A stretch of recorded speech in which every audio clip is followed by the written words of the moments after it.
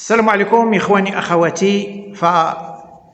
فيسدل الستار على نصف نهاية كأس إفريقيا للأمم، وذلك بتأهل كل من منتخب الكوت ديفوار وكذلك منتخب نيجيريا. فمنتخب كوت ديفوار ومنتخب نيجيريا يضربان موعدا إلى نهاية كأس إفريقيا. فبالنسبة للنهاية نذكر قبل كل شيء بالنتائج.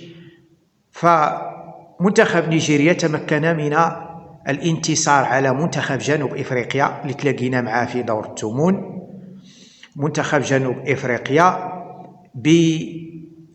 بركلات الترجيح بعد أن انتهت المقابلة بإصابة لواحدة. ومنتخب الكوت ديفوار منتخب العجيب الغريب صراحة.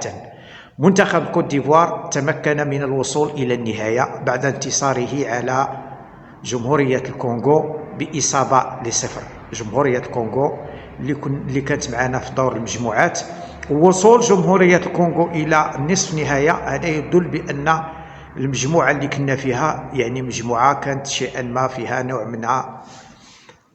نوعا ما من الصعوبة، رغم أننا كان من الممكن أننا نوصل حتى النهاية. فالمفاجآت نقدر نقولوا بأن النهاية ما خرجتش على الإطار المتوقع. ما كانش فيها المفاجآت بالنسبة للنهاية، لأن نيجيريا كانت من المرشحين وكذلك الكوت ديفوار كانت من المرشحين رغم التعثر في دور المجموعات. ولكن كيف ما كان الحال أن المنتخبات اللي كانت مرشحة هي اللي وصلت إلى النهاية. المفاجآت كانوا في دور المجموعات وكذلك كانوا في دور الثمن وكذلك في دور الربع.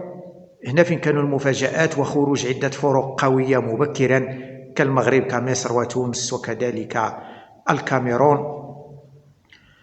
فهذا تدل إخواني أخواتي تدل بأن صراحة باش نكونوا واقعيين وبدون عاطفة، والد الركراكي ضيع علينا كأس إفريقيا نوعا ما سهلة، لأن باش نشوفوا نيجيريا مرشحة أنها انتصرت بركلات الترجيح أمام جنوب إفريقيا اللي لعبنا معها،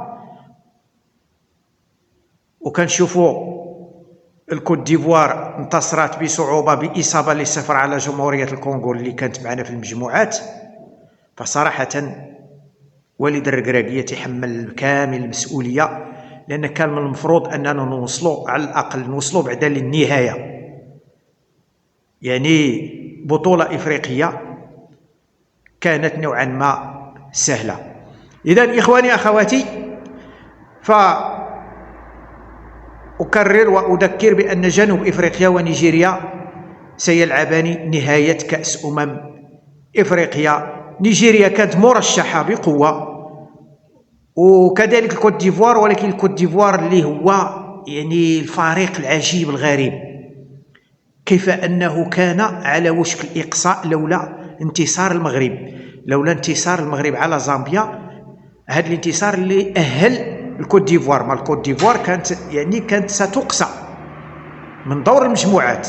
انهزمت 2 مقابلات، انتصرت في المقابله الافتتاحيه بشق الانفس، وكانت مستوى ضعيف، وتخلوا على المدرب وكمل المسيره المدرب المساعد. شوف كره القدم كيفاش دايره، شوفوا كيفاش الامور مشات مع الكوت ديفوار، كيفاش انهم صلحوا نفوسهم. هذا المدرب المساعد صلح نفسه بسرعه في نفس البطوله وبسرعه.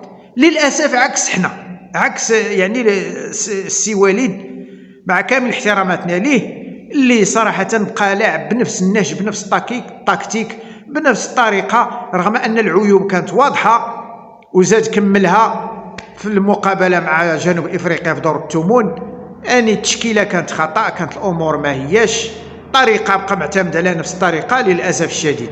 اذا الكوت ديفوار كتصلح الاخطاء ديالها، وها هي دابا وصلت النهايه، واحتمال كبير انها تفوز بهذا اللقب وتستحق صراحه